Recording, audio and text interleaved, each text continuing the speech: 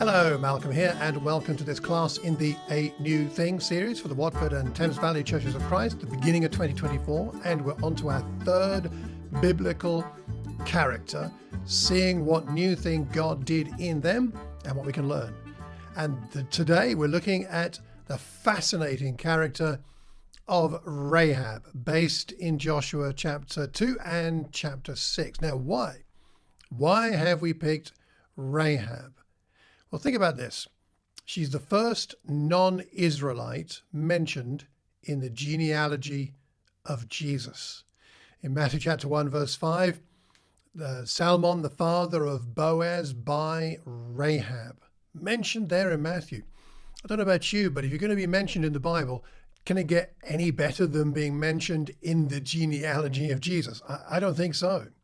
Indeed, there are several quite unlikely people in that list, but we'll have to come back to that another time. And in fact, there are several reasons you could argue why she should not be in that list. But I would say there are also the same reasons why she is in that list. And we're going to look at some of those issues here today to see what we can learn about faith in the way that God does a new thing in somebody. First, though, a quick review of what happens in Joshua chapter 2 and chapter 6.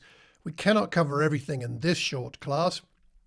I would encourage you to read the whole of Joshua chapter 2 and perhaps Joshua chapter 6 as well for background, but I'll simply summarize for our purposes today. Two spies go into Jericho and they enter the house of a prostitute named Rahab. Some dispute about whether she was an innkeeper, a prostitute, or both, or whatever, but nonetheless, there's something I would suggest at least a little bit shady, because the word for prostitute is used in the Greek in the New Testament referring to her. Anyway, they go into her house and the king is told some of these spies have come. So he sends the message to Rahab, bring them out, and they've come to spy on the whole land. But the woman who had taken the two men and hidden them, she said, well, yes, the men came, but I don't know where they came from, and they left again, so go after them and catch them. She's hidden them on the roof. They go out to try and catch them, but of course they can't. The spies lay down for the night, verse 8. She goes out to the roof and she says to them, I know that the Lord has given you this land, and that a great fear of you has fallen on us, so that all who live in this country are melting in fear because of you. I've done a bit more in detail on those words there, those phrases in the Daily Devotional podcast. You might want to go back to those. We've heard how the Lord dried up the water of the Red Sea, what you did to Sihon and Og, kings of the Amorites. When we heard, our hearts melted in fear. Everyone's courage failed because of you. The Lord your God is God in heaven above and on the earth below. Now swear to the Lord that you'll show kindness to me and my family, spare our lives, save us from death. They say, our lives for your lives. If you don't say, what you're doing, then you'll be safe. And she lets them down by a rope through the window in verse 15. She lived in a house part of the city wall. She said, go to the hills, hide there for 3 days, and then go on your way. And they tell her, this oath you made us swear will not be binding unless you tie the scarlet cord on your window and let it down, and then you will be safe. And she agrees, and they go, and she ties the scarlet cord in her window, and it hangs down the outside wall of the city. And these, of course, the armies pursuing these two men don't catch them. And then in Joshua chapter 6, we have the situation where Jericho is besieged by the Israelites, and they march around and they go in to the city, and they're instructed that as they go in, everything is to be devoted to the Lord. Chapter 6, verse 17, only Rahab the prostitute and all who are with her in her house shall be spared, because she hid the spies we sent. And then again in verse 22, we see that happening. The two men go into the house. They bring her out in accordance with the oath to her, verse 22. The young men who had done the spying did that. They bring out her entire family and put them in a place outside the camp of Israel. Joshua, verse 25, spared Rahab the prostitute with her family and all who belonged to her, because she hid the men. Joshua had sent her spies to Jericho, and she lives among the Israelites to this day. So much we could talk about here, but let's see a few things we can pull out, and let me know what you think about this. So firstly, let's think about this. Why has Rahab's story made it into Scripture. And why is she in the genealogy of Jesus? And why is she one of the great heroes of the faith, Hebrews 11 and elsewhere in the New Testament? Well, firstly, let's think about this. The new thing. The new thing that's happening here is a Gentile is being brought into the family of God. She's a Gentile. And God's desire has always been for everyone to know him, not just the Israelites, the children of Abraham by physical birth, but also the Gentiles. I mean, God did say to Abraham in Genesis 12, verse 3, all the families of the earth shall be blessed through you. All the families, not just your family and those who will come from you, but all the other families. In Isaiah 56 and verses 6 to 7, God talks about the foreigners who join themselves to the Lord, that love the Lord and are his servants who keep his Sabbath, don't profane it, hold fast to my covenant. These I will bring to my holy mountain. And he's saying, I'm going to draw them to me. I'm going to make them joyful in my house of prayer. Their burnt offerings and sacrifices will be acceptable on my altar. This is foreigners. This is non-Israelites. For my house shall be called a house of prayer for all peoples. And what does that remind you of? It reminds you of the same thing it reminds me of in Luke 19, verse 46, where Jesus says about the temple in his day, it is written, my house shall be a house of prayer, and prayer for all nations is the unspoken extra bit there from Isaiah. And he says to the people of his day, you've made it a den of robbers. You're excluding the Gentiles. You're excluding the people that God wanted to draw. Rahab as a Gentile is a significant thing here. It shows very early on in the history of Israel, as they come into the promised land, that they are meant to draw in the foreigner.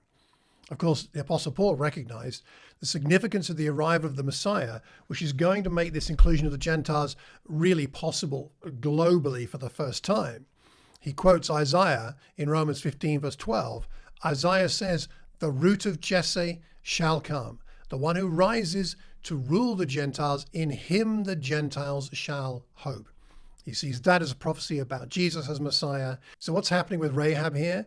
Rahab prefigures the hope that all modern day Gentiles have, that by faith, we are included in the people of God. Wonderful example of somebody having faith when she has limited knowledge of Yahweh. Second thing we see is that she is a woman. She's a woman given a very high profile in a patriarchal society and situation in that part of the world. And she's profiled surely to make a point. She is portrayed here as a protector. Now, primarily in the Old Testament, and in that culture, it was the men who were charged to be the protectors of their people, their families, and their nations. But women are often also portrayed as protectors, not as often as the men. Of course, you'd understand that, but it's significant when it is that way around because it shows that God sees women in this way too.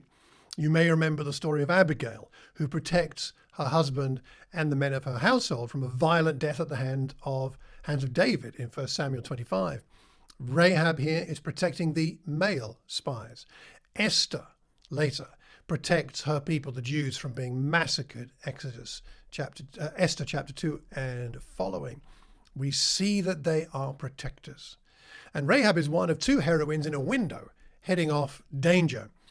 Rahab and Michal, the wife of King David. And indeed, they're interesting because they're societal opposites. We got Michal, effectively the queen or queen designate, and Rahab, who's an innkeeper or prostitute.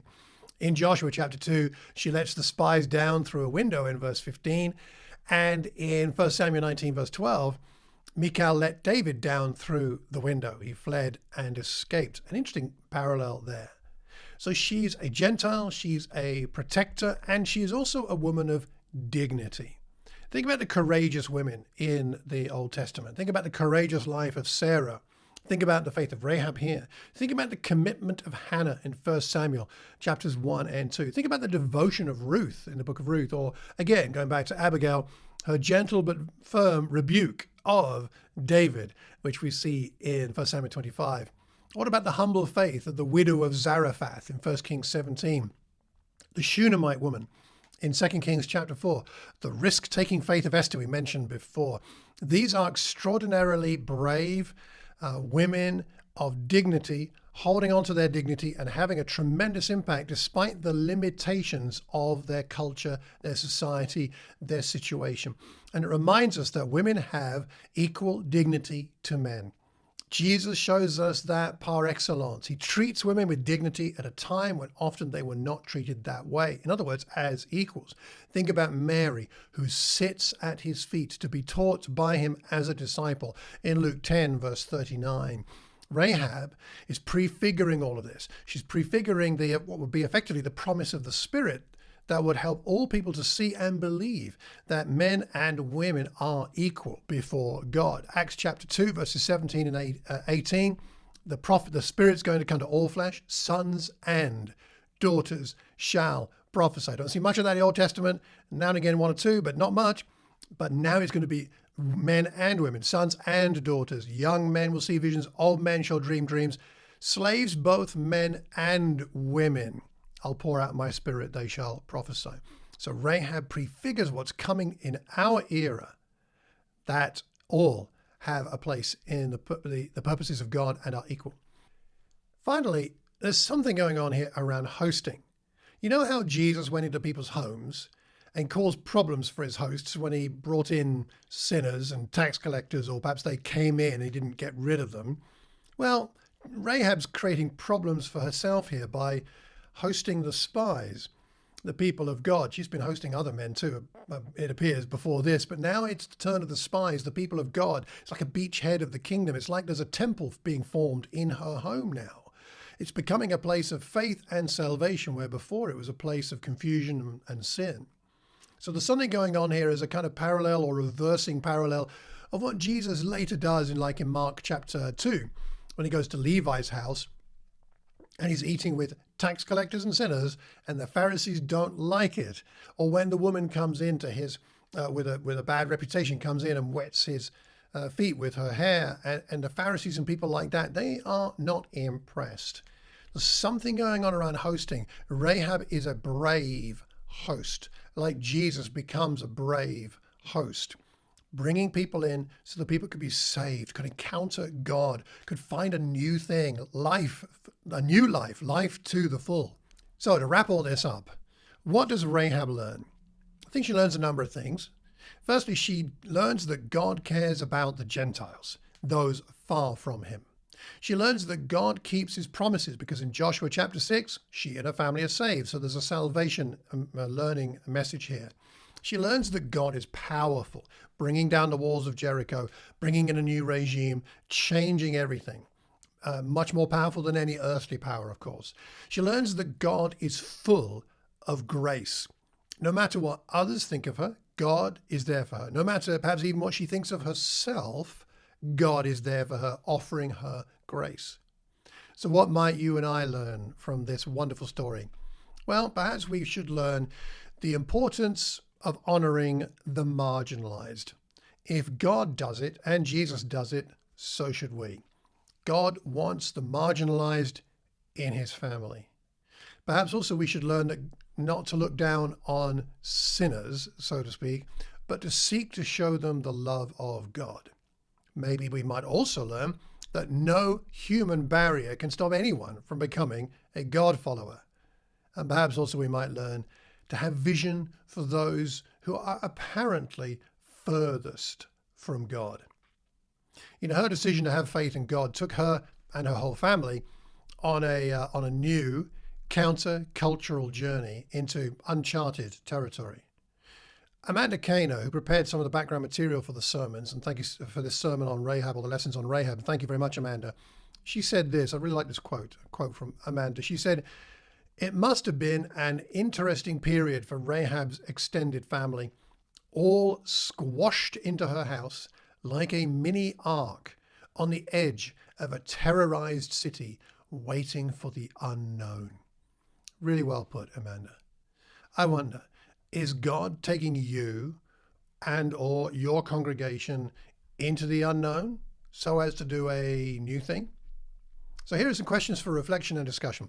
Firstly, who do you personally know that is as far from God as it is possible to be? What would it take for you to pray for their salvation and believe it to be possible? Perhaps you can help each other with this in your group discussion.